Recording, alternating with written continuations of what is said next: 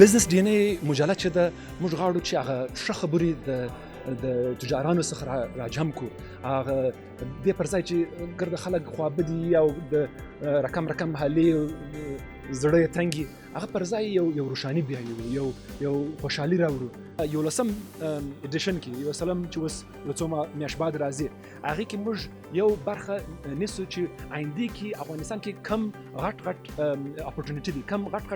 پروژې راغلي دي، کم غټ بزنسونه دي، کم غټ پروژې دي چې خلک یې نیولی سي کار پکې وکړي، ګټه وکړي، خلک ته ګټه ورسېږي. نو هغه موږ ته کوو چې تیر سوي دي هغه باندې هم ذکر کوو چې چا تر اوسه موافق وه او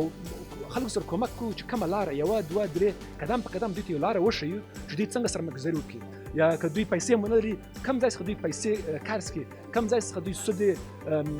اسلامي واخلي.